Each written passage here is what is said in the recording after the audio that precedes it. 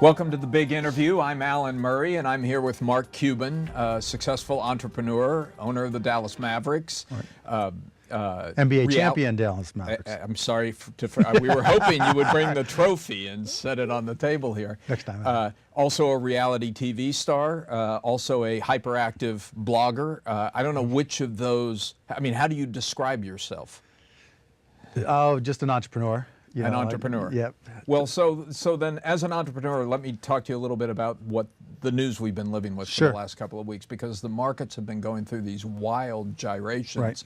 Right. Don't seem to have a clear sense of what direction is up. How do you interpret that as somebody who's spent a lot of time playing the market? Put on my, manage the portfolio trader hat, and not so much a trader, but manage the portfolio. It's great.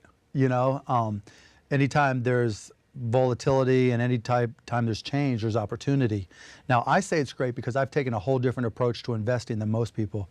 I think buy and hold's a crock of shit. I think, the idea that you always have to invest your cash is not far behind. And so I've always been of the attitude that unless you really have a commitment to something, just keep your money in cash, knowing that at some point in time, there's going to be a week or two like we've had. But how much time, I mean, you've got a lot going on in your life. How much time do you have to actively manage your portfolio through these 500-point market swings? Well, see, that's the whole thing. I don't have to spend much time until it hits the fan, right? So I don't, I mean, a lot of hitting the fan this week. Well, that's exactly right, and that's where the opportunity is. Like, I wouldn't look at my portfolio, or I get a one-line, one-number statement every day from my bank, and that tells me if anything weird happened, and I wouldn't even look at it. But then when everything starts getting crazy, I call it the World Series of investing. That's when you start digging in, and it's because of the approach that I take. So, back in 2006 and 2007, I was writing blogs saying, look, the stock market's for suckers. You're getting put, when you sit down at the business table, you always look for the sucker, and if you don't see it, it's you. And you've got all these professional people on the other side of the trades. I mean, when I started trading stocks in the early 90s after I sold my first company, you could understand different elements of the market better than the professionals. So I can understand, new technology from Wellfleet and Synoptics and all these old technology companies better than the traders. Today, there's so much money in these huge hedge funds, and then they have such professional research and in-depth research, there really aren't any advantages for the individual traders. And so my approach has always been, unless I know something specific, put it in cash. And so what are you investing in? What are the areas that you feel you know? What I did in 2008 and 2009, I put everything into MLPs and MREITs, mortgage-backed securities, ones that I thought were the better companies, and I just piled in.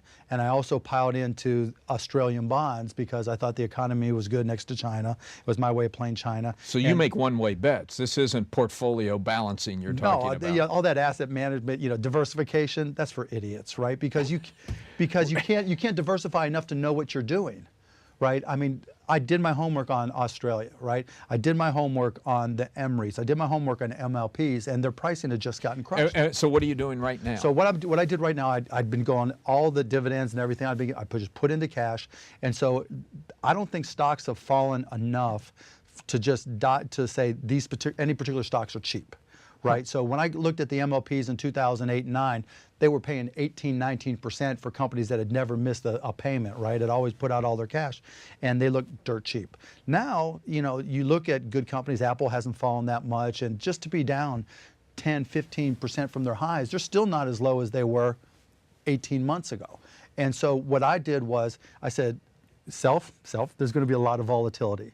So I bought, took a little bit of money and bought out of the money calls on the spider calls. I bought on the Standards & Poor's, the SP 500, and then I did the same thing on the diamonds, which is the Dow Jones. So I bought those long when the stock prices cratered, and then when we had the big, not today, but the big run up before, I bought a bunch of puts, knowing that even though I was paying for a lot of volatility, that I thought there would be a lot of swings in the market. And so you're just betting on volatility. I'm just betting on volatility. And how long is that going to last, in your view? No idea. And that's the whole thing, right? People aren't buying intrinsic value in companies anymore. The whole Warren Buffett approach works great for Warren because he can put $3 billion into an investment and take a whole different approach than John or Sally Doe investor who can't do that. Yeah, but so what? So you say buy and hold is a crock of something. Right. I can't remember exactly. Yeah, Shinola, yeah. And you said the portfolio balancing is a waste of time. So what are John and Sally Doe supposed to do? Depends how much money you have, right? So the best way to get a return, let's just say you have $50,000 in cash. It could be 10, it could be 100, but let's use 50. First thing I would do is pay off all your credit cards because that's costing you 18%. That's what John and Sally should do first. Most don't, right? There's more credit card and student loan debt relative to personal income than there's ever been in the history of the United States. Second thing you do is you use the transactional value of cash. A lot of people say, you're losing money to inflation when you just have cash in the bank. I completely disagree. I know I'm going to be buying a bunch of toothpaste for my family. I know toilet paper. I know all the consumables that I have. I can take my cash and go get a better value. I can take my cash and go buy service. Store up? Yeah.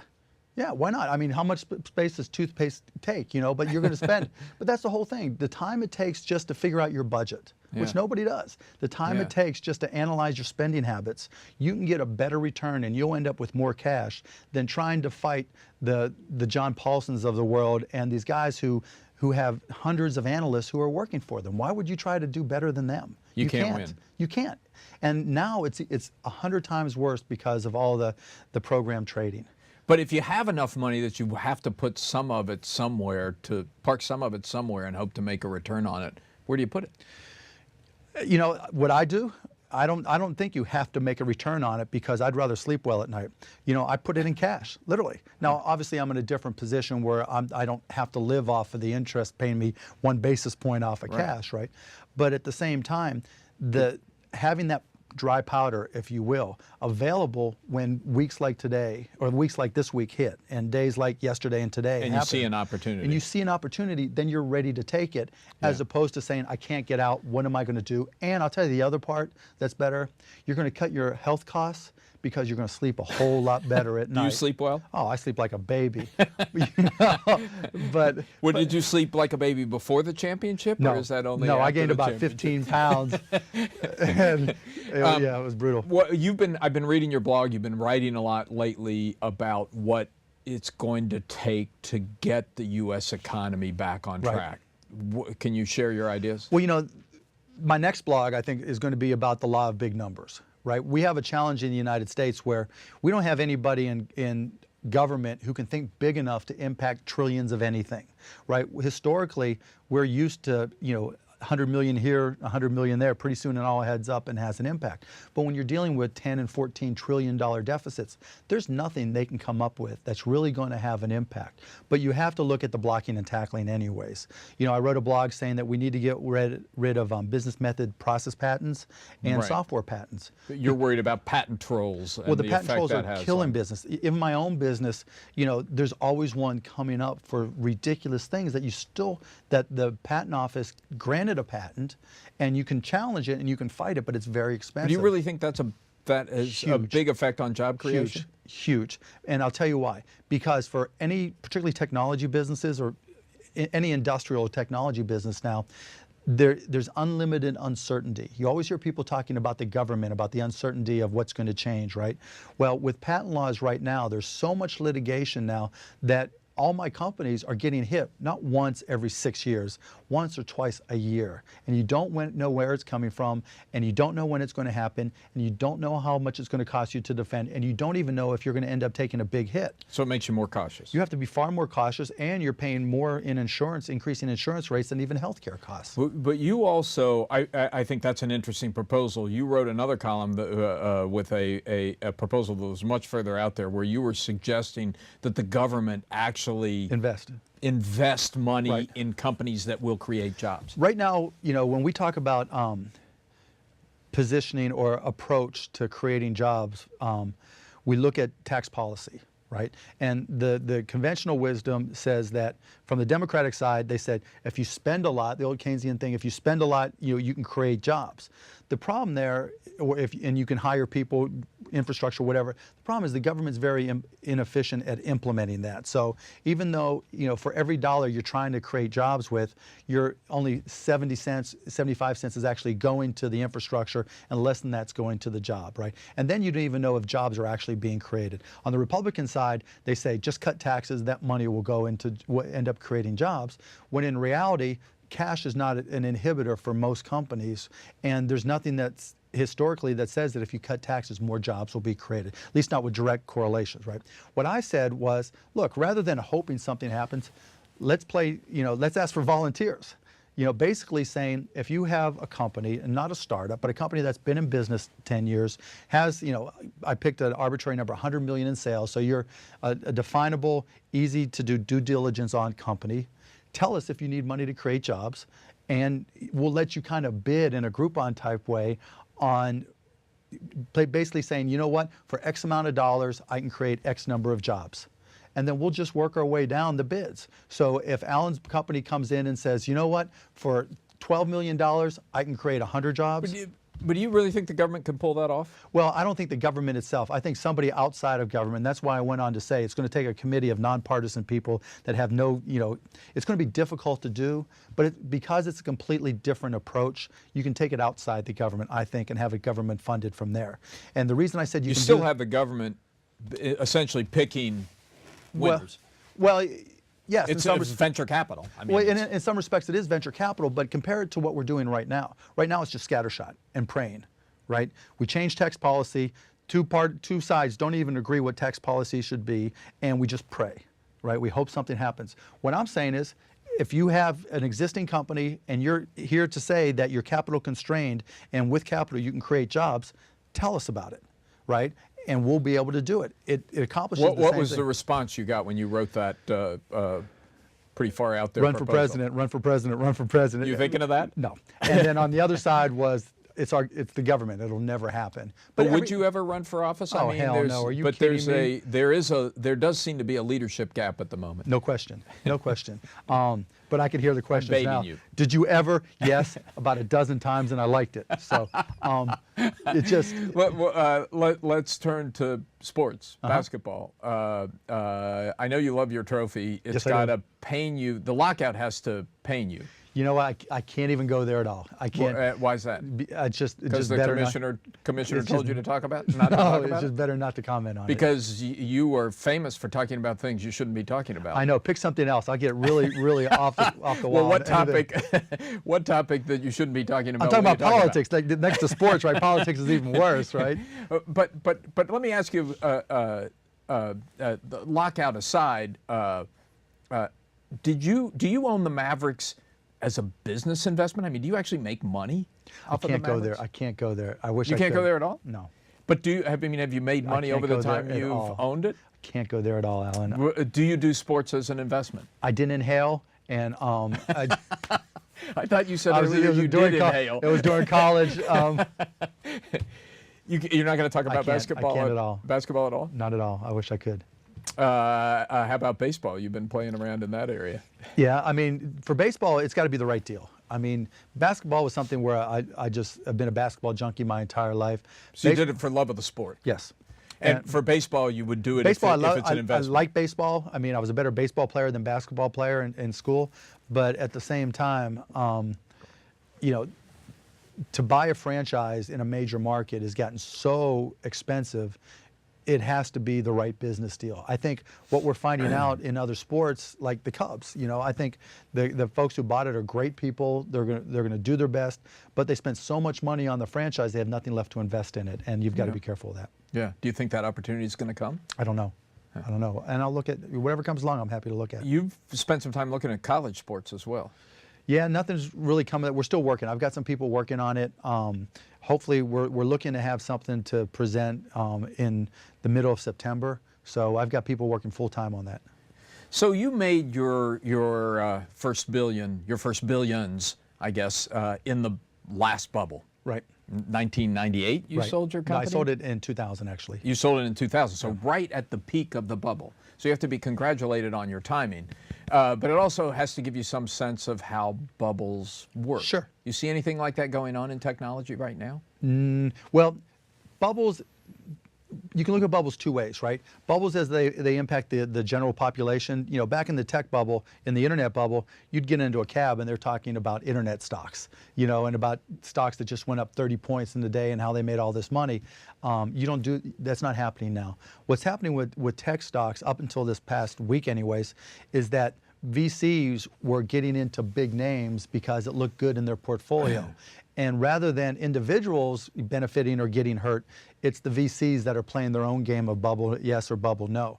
And what's happening now is, you know, if you're an original investor in Twitter, that was great because the next VC who came in paid a higher valuation, gave some money to the company, but gave most of it to the first investors, right, or to management. It didn't actually go into the company. Then the next level who came in, they gave some to the previous. It's almost like, it's more like a Ponzi scheme. It's almost like an old chain letter. You know, the old chain letter. That was true somewhat in 98, 99, 2000, well, but wasn't the difference is you weren't just cashing out a few folks. You know, you were giving money to you were going into a public stock market that's readily exchanged, right? Yeah. So you're buying stock in broadcast.com and you're buying from somebody on a regular market. Whereas with today's technology VC bubble, you're going to this company, and I'm not trying to pick on Twitter, whether it's Facebook, whoever, right? And they're saying, okay, our valuation just went up $2 billion, and you're going to give us $500 million.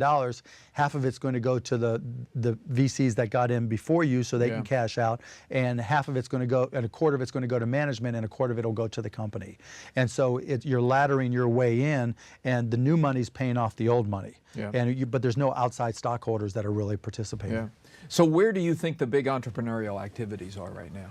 You know, in technology, the entrepreneurial activities are huge because the opportunity, the chance for entrepreneurial opportunities are there because the cost of technology has dropped so significantly. You know, all you need is a laptop or a PC and an internet connection. You can pretty much do anything and create any type of company. The problem, as I mentioned earlier, is everybody's getting sued into oblivion. You know, companies large and small, you know. Well, the little guy with the PC doesn't have to worry too much about. Oh yeah, they trust me. Yeah, I mean, the minute they get on the radar, the minute they get any level of success, somebody's going to come and try to cut out their knees, because they're going to say, "Oh, I won't mention names, but we got sued in one of the businesses because they said that their software did scene detection exactly the same way that our product did." Now, we had no idea. We weren't using their technology, right? They're just saying that software that they had created did scene detection the same way we're doing it now. So we're violating their patent. At some point, patents are important for innovation, right? No. No. I mean, what, you blow up the whole patent system? Yeah, absolutely. You don't need it? Don't need it. It wasn't necessary for broadcast.com? No. I mean, look, if patent litigation, I remember sitting down to fill out 2 patents, one for using IP addresses to discover location, and the other one was for distribution of video in a network, and thinking, what's the point? It's just costing me money. It doesn't matter, right? You know, if you do it by getting there first and running a good company. You do it by winning in your business, by executing your business plan. Ideas are easy. I mean, if patent litigation was at the same level today, or in the 80s as it was today, I mean, if you know the history of Microsoft, you know, they were competing with an operating system called CP/M by a company called Digital Research. Digital Research would have gotten patents and all their stuff, and there'd be no Microsoft. Michael Dell used to just knock off PCs. So what's changed? I mean, the laws haven't changed that The much. litigation culture has changed. The culture is so completely different. Too many people making money off of. That's the whole business. There's jurisdiction in East Texas. That's all they do. You know, and so everybody and their brother is buying up patents that were worthless in the first place and then using them as leverage. It's gotten so bad now, Alan, that companies are buying patent troves or collections to act as nuclear deterrents to other big companies with their own patent collections. So, you know, someone just paid $4.5 billion for a patent of collections, just so in the event that Apple mutually assured destruction. You come after us, we'll come after you, and so nothing happens, because that's the way you don't get sued, because you know, this company knows that the other company is violating one of their patents somewhere, and so they'll return the favor. That's ridiculous. That's $4.5 billion that could be used for almost anything else. Yeah. Let's talk about that Larry O'Brien trophy. You're spending a fair amount of time with that thing, aren't you? Yeah, we're in love. My wife doesn't like it, but can you drink out of it? Do you swim with it? Do you? Is this a family show? Yeah, no, go ahead. No, I've right after we won, I took it everywhere. with me personally, slept with it, took it to the bathroom. I wasn't letting go of that thing. Right now, it's literally sitting in my kitchen so that on a counter, so that when I wake up in the morning to go, get breakfast, give it a little kiss, a little rub. Will that wear off in time, or? I hope not. I really, really hope not. But the other thing that's fun with it is to take it to various places. I went and played basketball at my gym yesterday, and I've been promising the guys I play with that I'd bring the trophy. And so I took it to Lifetime Fitness in Dallas, and I was just going to show it to the basketball guys, and because you forget the impact and how important it was to the city of Dallas and in North Texas. The whole gym just stopped. Everybody just stopped, and they all came in and started taking turns, to take their picture and everything. Touch it? Oh, touch it! I let them do whatever they wanted.